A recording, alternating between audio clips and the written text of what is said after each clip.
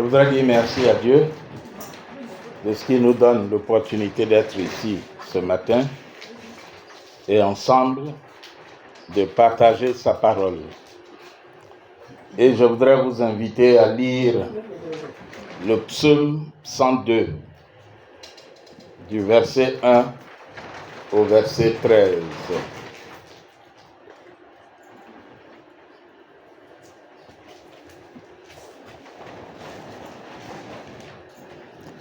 Si vous avez trouvé, nous allons faire la lecture.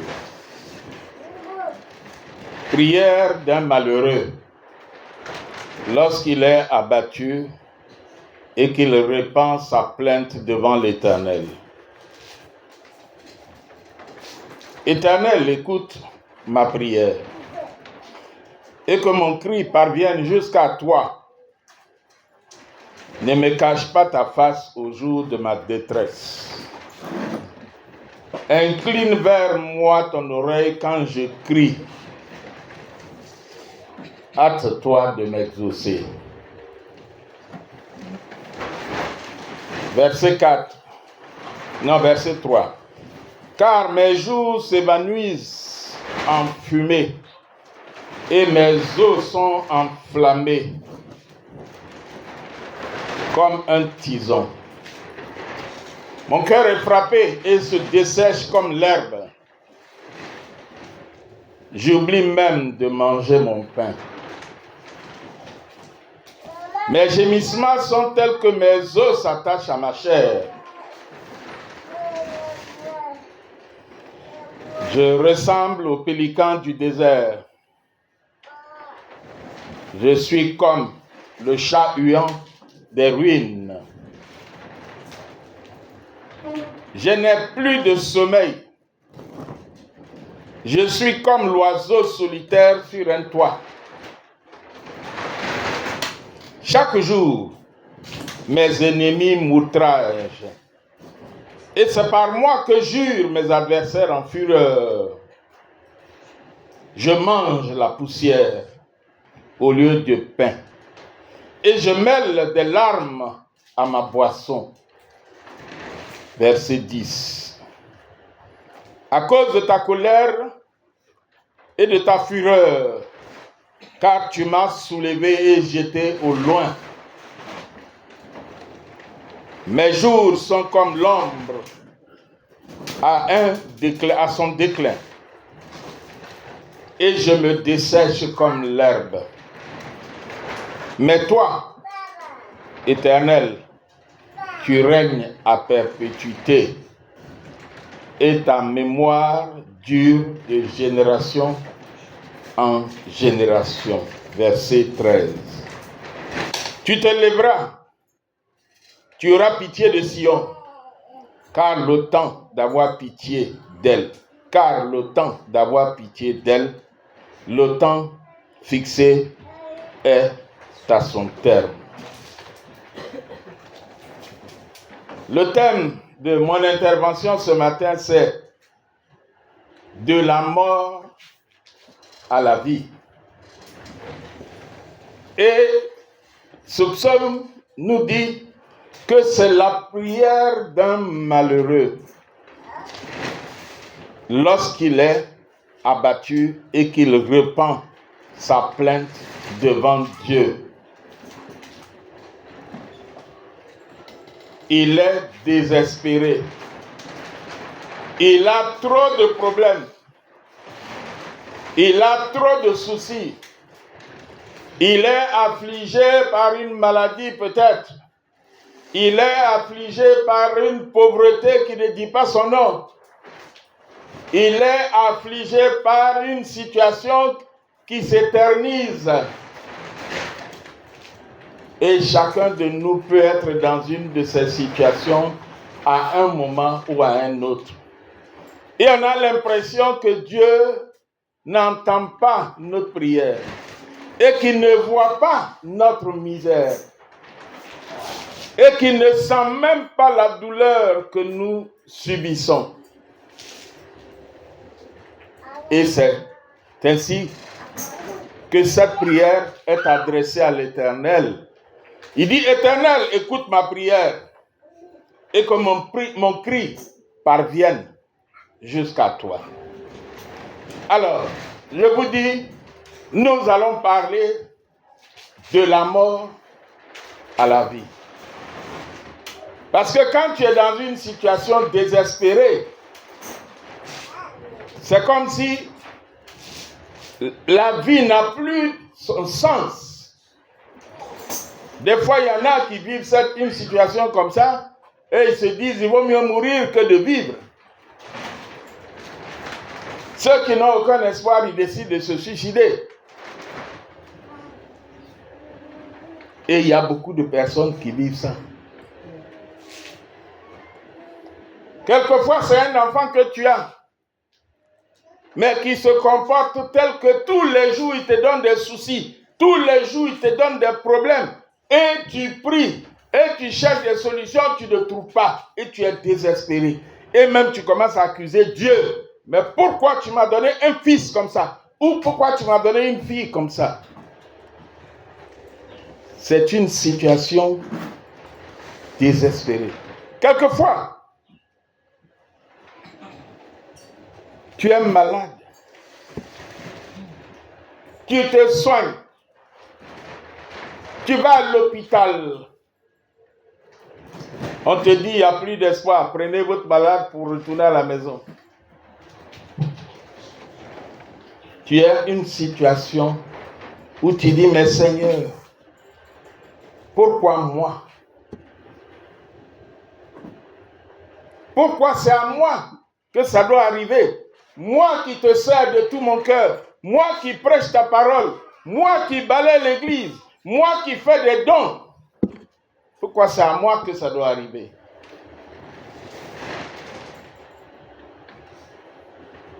Tu es désespéré. Quelquefois, tu regardes autour de toi, il y a même un psaume qui parle de ça. Que les méchants prospèrent, mais moi qui te crains là, je ne prospère pas. Moi, ton enfant, moi, qui suis à toutes les réunions à l'église, je suis désespéré. Mes ennemis ont l'argent, leur commerce progresse, mais pour moi là, ça ne progresse pas. Et je te prie, tous les dimanches, je suis à l'église, et dans la semaine, je prie. Et tu es désespéré. C'est quelqu'un comme ça qui a adressé à Dieu cette prière. Mais quand tu es dans une situation comme ça, tu ne vis plus, tu ne dors plus. Tu vis la même situation qu'a vécu Job. Tu te dis à quel jour ça va s'arrêter. Et ce jour n'arrive pas. Quand tu vas dormir, tu as envie que la journée vienne vite, le matin vienne vite. Et quand le matin vient, tu as envie que la nuit vienne vite. Parce que tu es désespéré. La mort vaut mieux pour toi que vivre. Quand tu es debout, tu as envie de te coucher. Quand tu es couché, tu as tellement mal que tu as envie de te mettre debout. Tu ne sais plus à quel saint te vouer. Nous allons définir la mort. Nous allons faire les définitions. La mort, selon le dictionnaire, c'est la perte définitive par une entité vivante, comme organe, individu, tissu ou cellule, des propriétés caractéristiques de la vie, entraînant sa destruction. Donc c'est la perte définitive par une entité vivante, par un être vivant, des propriétés caractéristiques de la vie, entraînant sa destruction. C'est-à-dire que ça va le mener jusqu'à la mort. Selon la Bible, la mort est principalement la séparation du corps et de l'âme. une conséquence du péché, mais aussi un passage vers une autre existence temporaire pour les justes au paradis et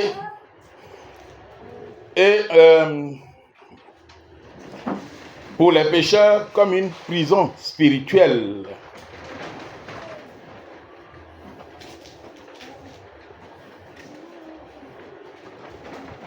La vie, c'est quoi? Selon le dictionnaire, c'est un caractère propre aux êtres, possédant des structures complexes, macromolécules, cellules, organes, tissus, capables de résister aux diverses causes de changement, aptes à renouveler par assimilation leurs éléments constitutifs, atomes, molécules, etc.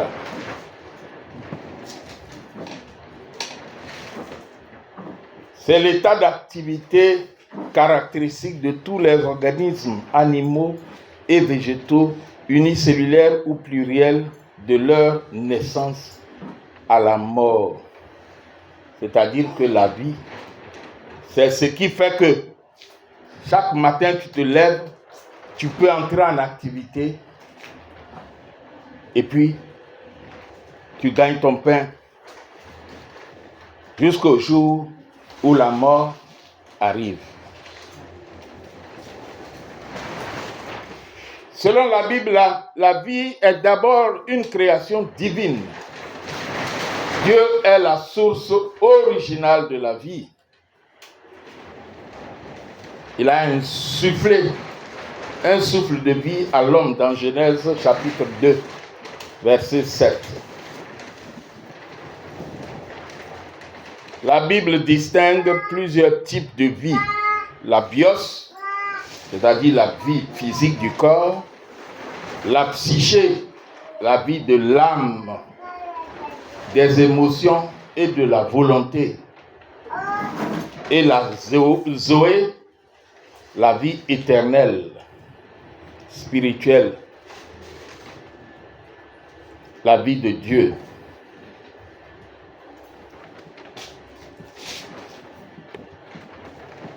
La vie éternelle, ou Zoé, est définie comme la connaissance de Dieu et de Jésus-Christ, qui peut être vécue dès maintenant par ceux qui placent leur foi en Dieu.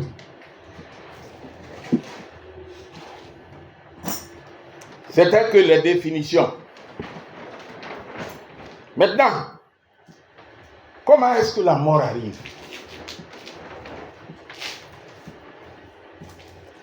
Les causes concrètes et courantes, ce sont les maladies chroniques,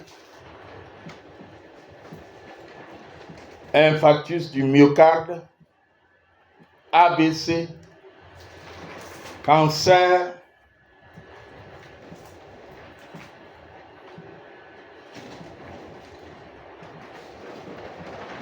hyperglycémie,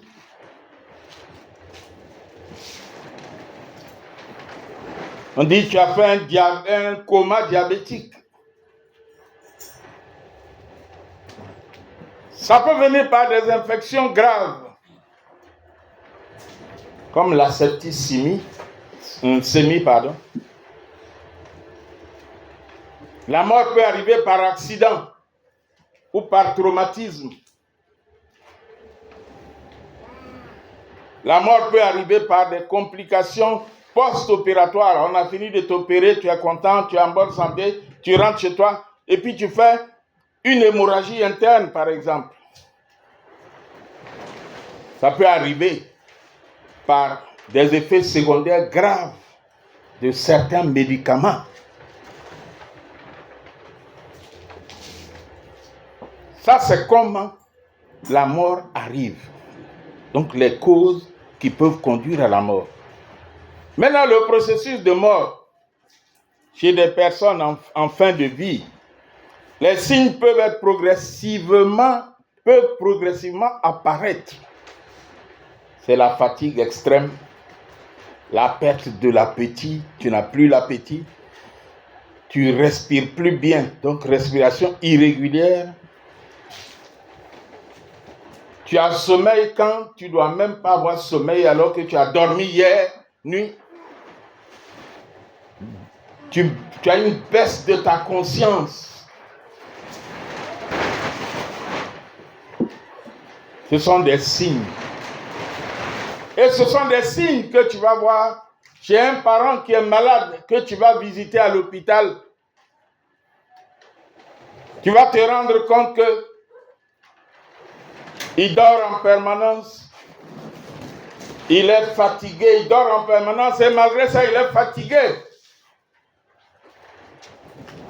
Il n'a plus l'appétit, il n'a pas envie de manger. Et selon la maladie, il peut respirer difficilement. Et selon la maladie, il peut être dans une situation comme s'il déraisonne, comme s'il perd sa conscience.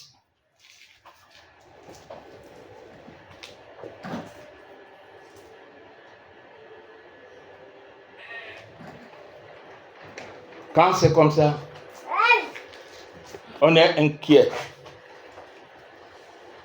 On est désespéré. On se dit, mon parent là, il ne va pas tarder à mourir. Des fois même, on commence à creuser sa tombe.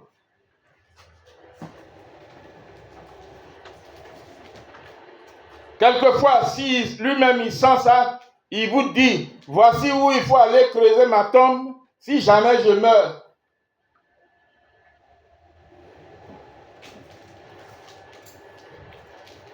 Et quelquefois, il va vous dire, voici le type de cercueil. Et il y en a qui font leur caveau avant.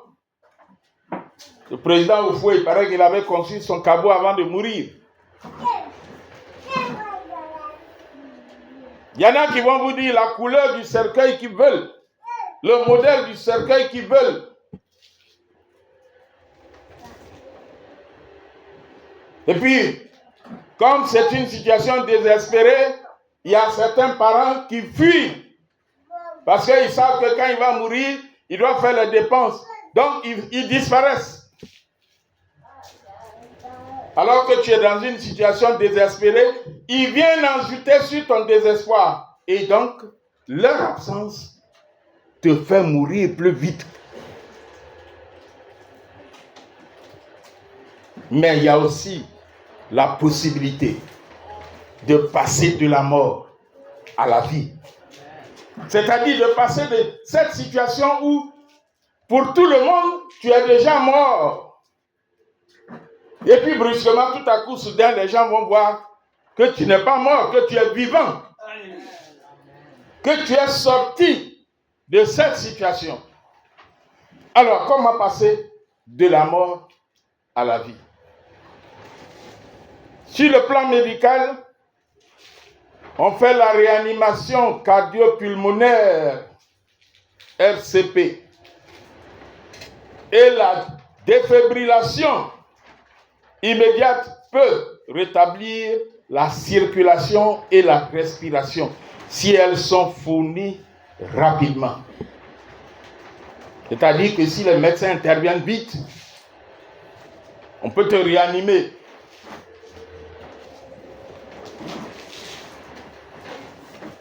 Des soins avancés en milieu hospitalier prolongent les chances de survie et de récupération. Cependant, la mort cérébrale, elle, on dit qu'elle est irréversible. On dit. Ça, c'est au plan médical.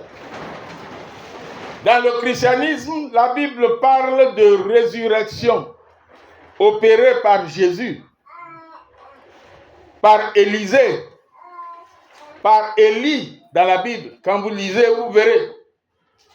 Et elle enseigne que la prière peut ouvrir la porte à des miracles.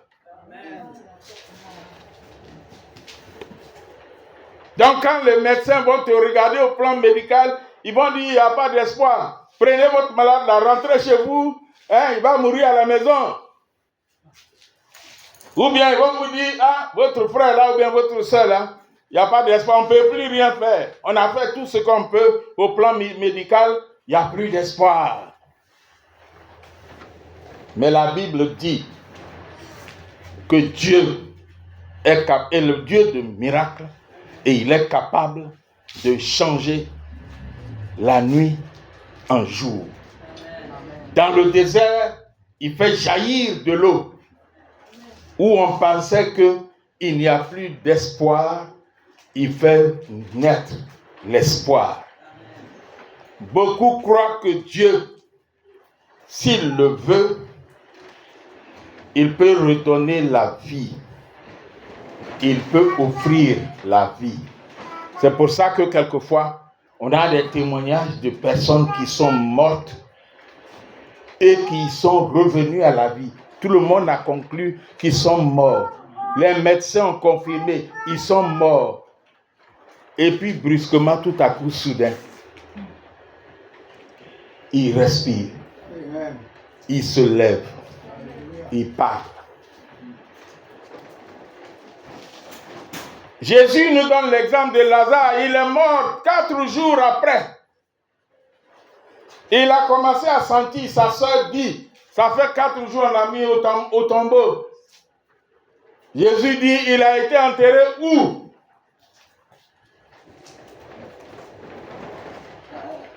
On lui a montré où il a été enterré.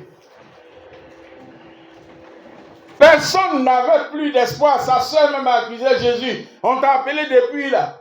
Tu n'es pas venu. Tu as pris tout ton temps. Montrez-moi où il a été enterré.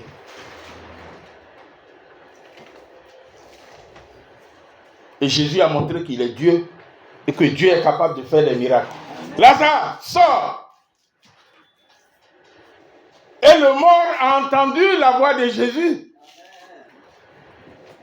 Il est mort, toutes les fonctions de son corps sont mortes. Mais par la puissance de Dieu, ses oreilles ont reçu la vibration du son de la voix de Jésus. Et il est ressuscité.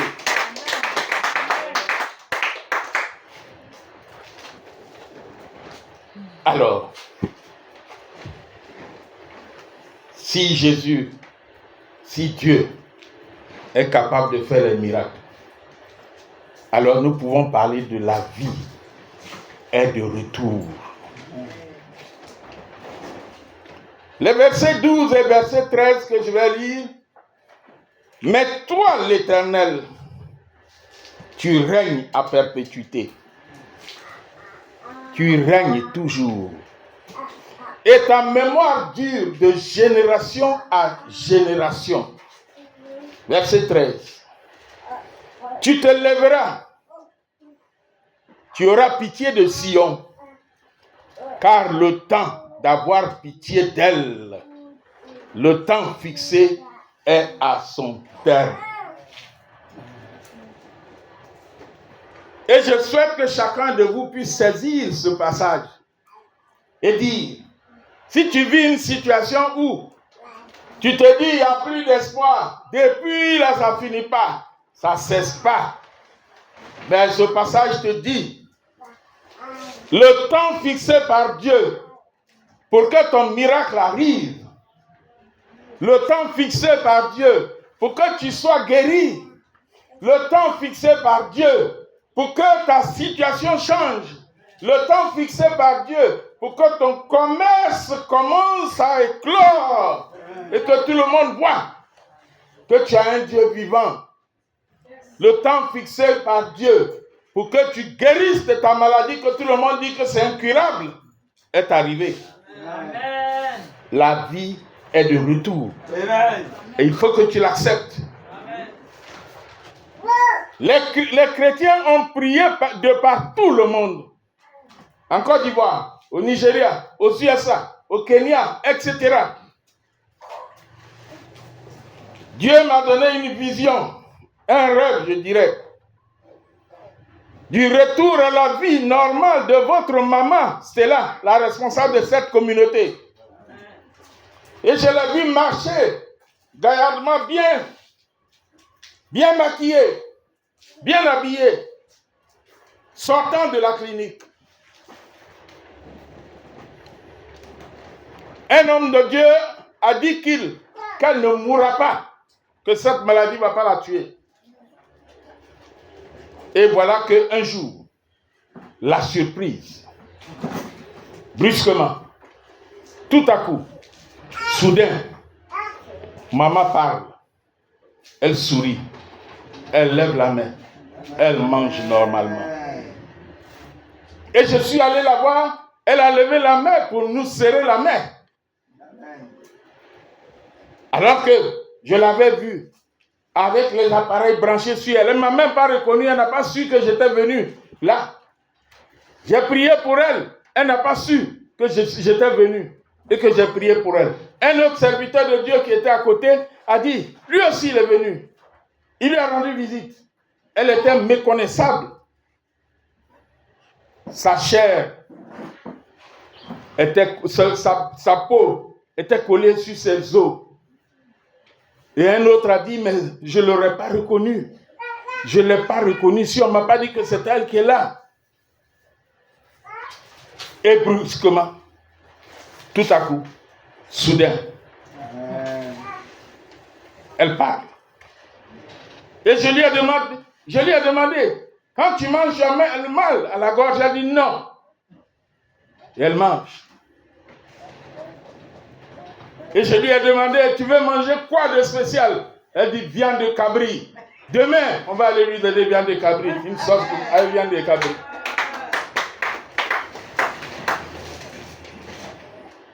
Et tout le monde crie, c'est un miracle.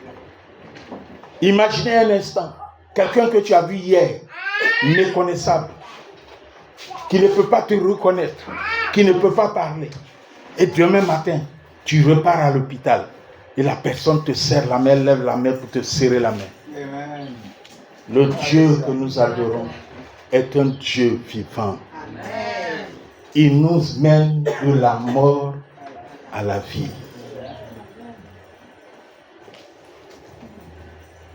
Qu'est-ce qui est en train de mourir en toi? Toi seul sais. Quel est le problème que tu as, que tu crois est sans solution?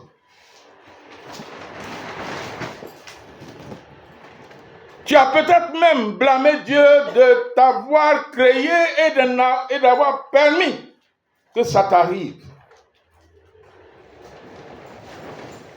Dieu est capable de t'apporter la solution. Amen. Il a fait pour Job. Il a fait pour Maman Stella. Il est prêt à le faire pour toi maintenant. Amen. Il est prêt à le faire pour toi maintenant. Le verset 13 nous dit, 12 nous dit, mais toi, Éternel, tu règnes à perpétuité et ta mémoire dure de génération en génération. Alors, accepte ça. Accepte que l'Éternel Dieu règne de génération en génération. Et qu'il règne pour toi de génération en génération. Ma conclusion. La mort est une réalité dans la vie. La mort arrive de diverses manières, maladie, accident, etc.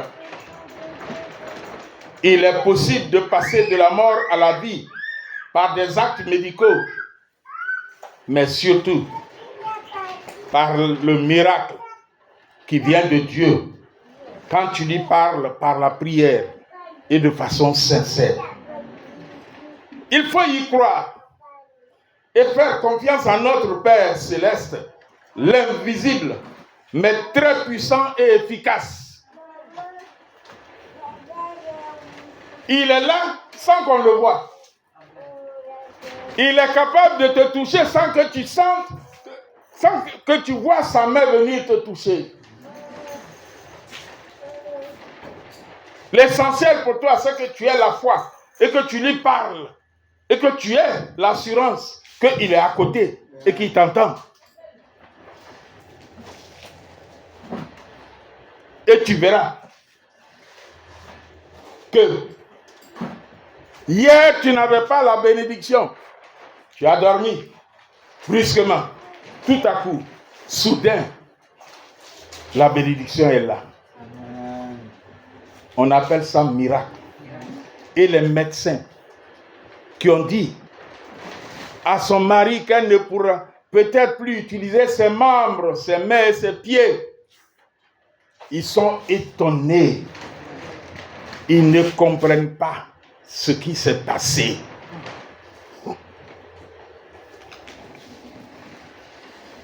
Et elle est sortie de l'hôpital. Voilà. Et elle mange. Et elle parle. Et elle sourit. Et je la taquine. Et elle répond. Elle sourit. Que Dieu est merveilleux. Dieu nous bénisse.